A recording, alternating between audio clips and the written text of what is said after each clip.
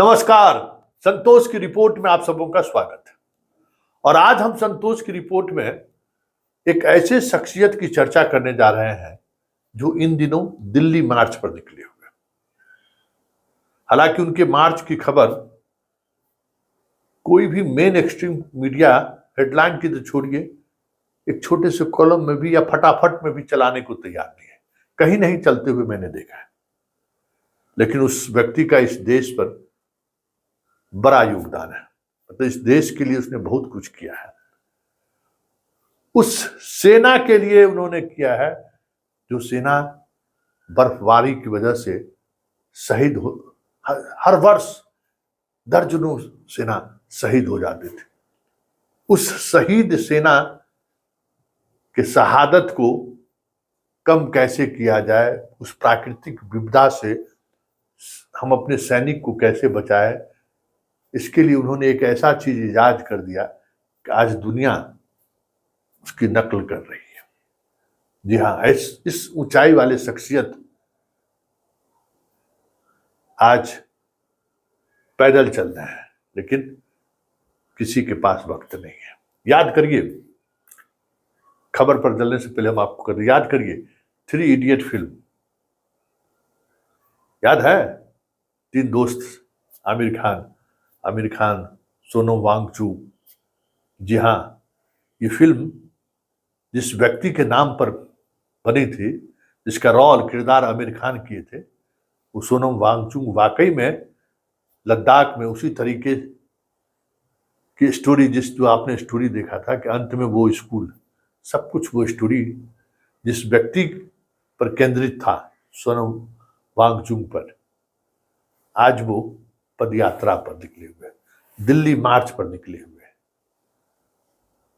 क्यों निकले हैं, क्या वजह है, जरा ये पहले सुन लीजिए। वो व्यक्ति पर्यावरण को लेकर निकला है कि हिमालय में जो पर्यावरण प्रदूषण की वजह से जो क्लाइमेट बदल रहा है, उसको लेकर वो व्यक्ति सड़क पर उतरा है। और वो क्या क्या उसके जो बदलाव हो रहा है उसमें कैसे रोका जा सकता है, उसके पास अपना एक मास्टर प्लान, ब्लूप्रिंट है, जिस सरकार ने वादा किया था कि हम इस पर काम करेंगे।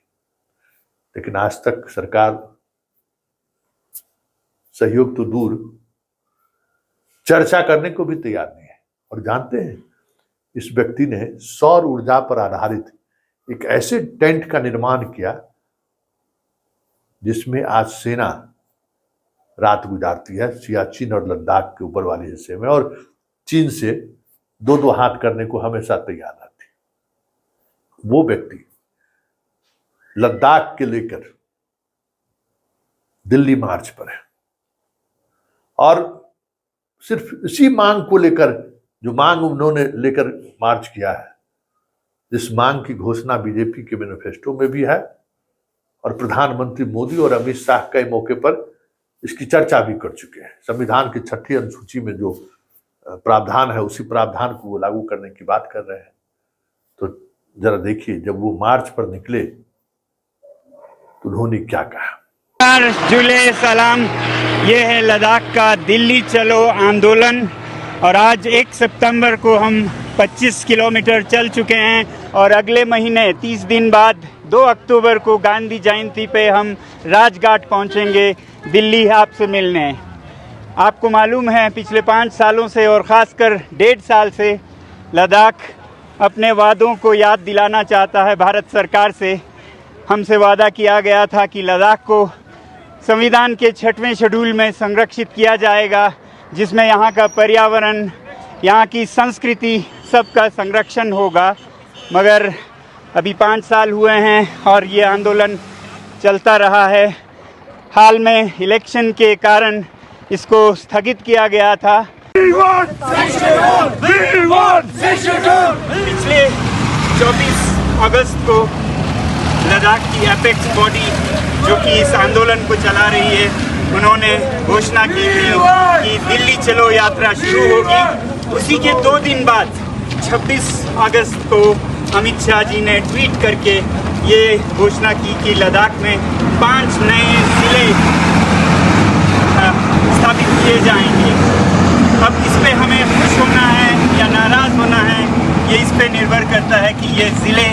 से ज़िले होंगे। अगर ये ज़िले स्वायत्त परिषद यानी कि ऑटोनमस काउंसिल के साथ डेमोक्रेटिक डिस्ट्रिक्ट्स हों, जिसमें लोग अपने चुने हुए प्रतिनिधि भेजते हैं और वो फैसला करते हैं, जैसा कि 6वें शेड्यूल में संविधान ने सारे जनजातीय इलाकों को दिया है, तो फिर हम ये यात्रा सरकार को, अमित शाह जी को, मोदी जी को धन्यवाद देने के लिए कर रहे हैं। मगर अगर ये ज़िले केवल प्रशासन के, एडमिनिस्ट्रेशन के ज़रिए हैं और इसमें जनता की कोई सहभागिता नहीं होगी, कोई चुने हुए प्रतिनिधि जनता की आवाज़ नहीं बनेंगे, तो फिर यही यात्रा एक नाराज़गी का इजहार भी बन जाएगा। तो फिर यही यात्रा हम अपनी नाखुशी और नाराज़गी जताने के लिए कर रहे हैं, ताकि 2 अक्टूबर के दिन तक, जो कि गांधी जी का जन्मदिन है, उनके ही पद चिन्हों पर चलते हुए हम देशवासियों से ये आग्रह करें कि वो हमारा साथ दे, सरकार को ये याद दिलाने में कि उन्होंने जो 5 साल पहले वादा किया वो एक चेक की तरह है।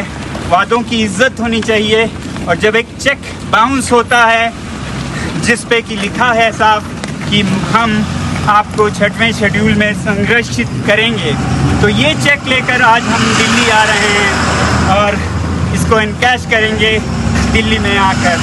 और अगर ये ज़िले एक शुरुआत है 6वें शेड्यूल की, तो हम धन्यवाद करने आ रहे हैं। अगले 30 दिनों में आप सबसे दिल्ली में मिलेंगे। तो आपने सुना उन्होंने क्या कहा? क्या कहीं से भी उन्होंने कुछ भी देशद्रोह जैसी बात कही क्या?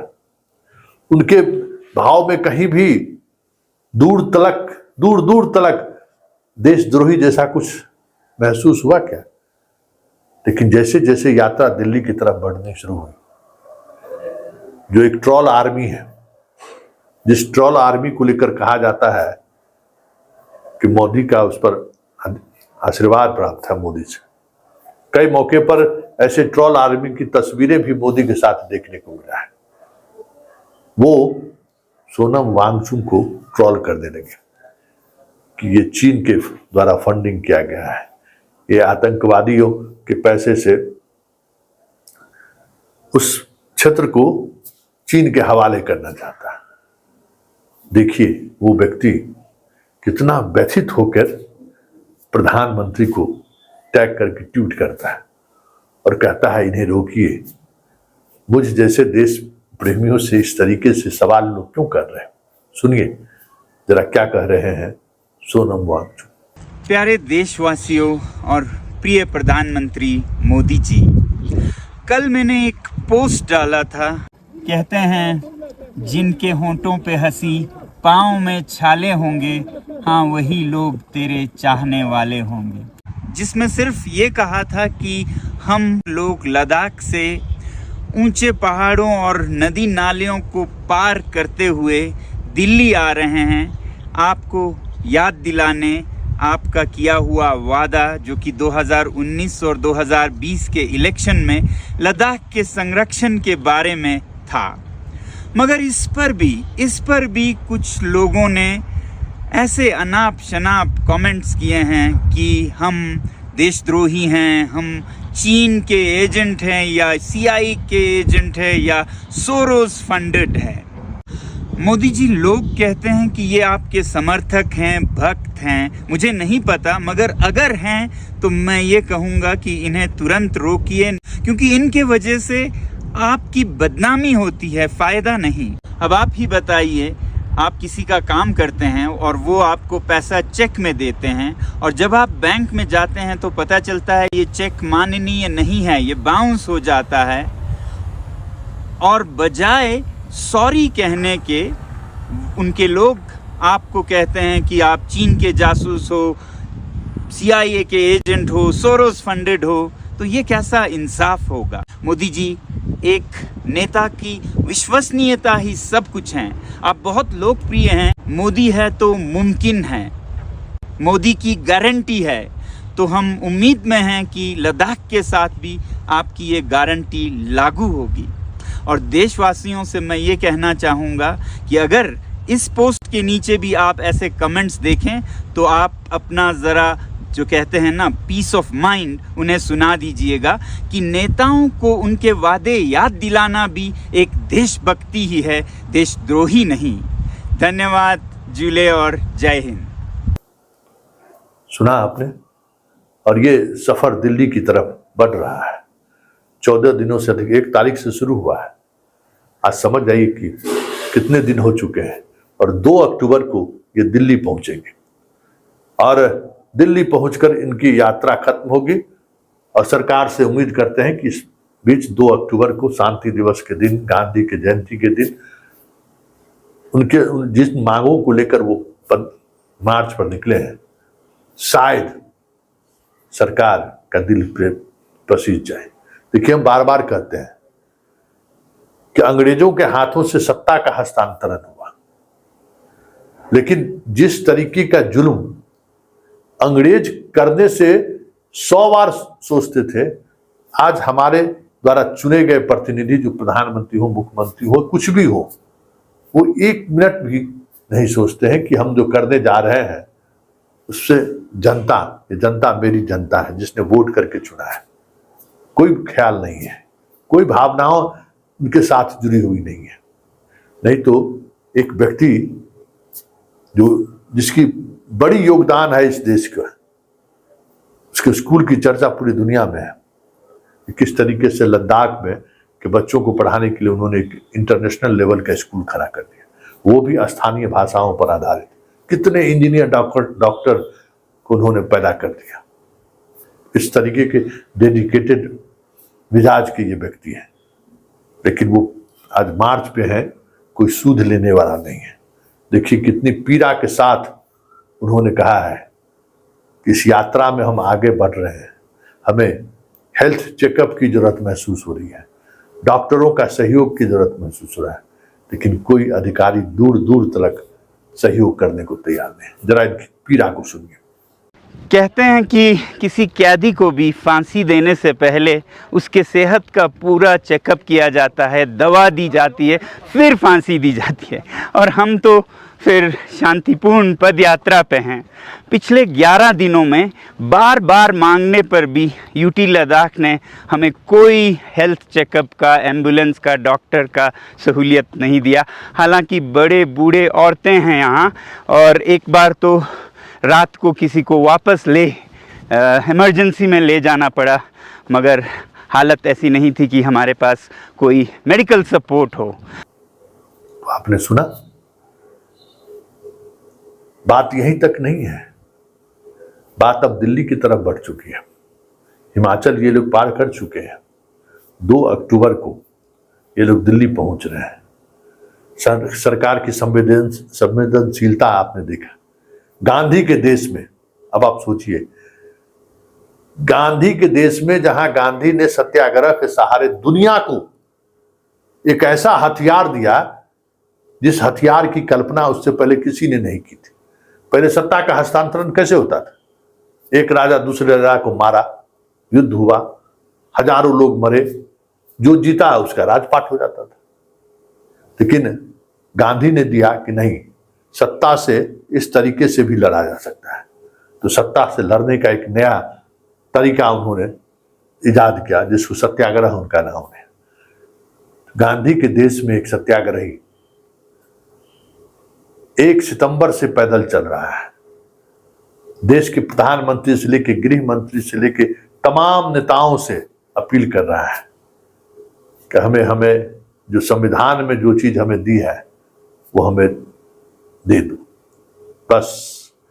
और पर्यावरण तो सबकी चिंता है। पर्यावरण, हिमालय में जो चीजें दिख रही है, उस बदलाव को हम कैसे रोक सकते हैं, इस पर राष्ट्रीय स्तर पर चर्चा होनी चाहिए। ऐसा क्या गुनाह किया इन्होंने? कुछ तो ऐसी मांग इनकी है नहीं जो आप इनको अब देशद्रोही घोषित कर दीजिए। तो ये बदलता बिहार नहीं है, ये बदलता हिंदुस्तान है।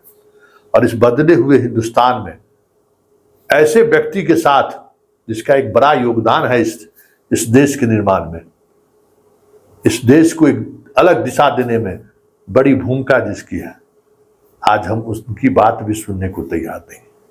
इसलिए हमने कहा कि इस गांधी के देश में,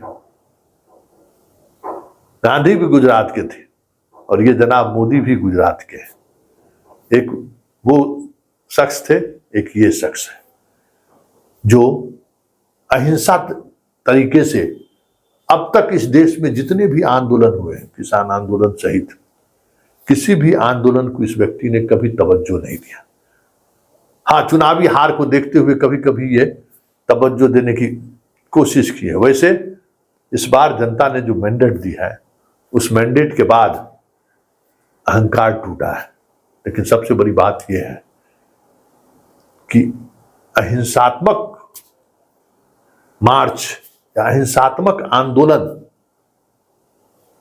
पर अगर सरकार ध्यान न दे इस देश में, तो फिर गांधी के इस देश का मतलब क्या रह जाएगा।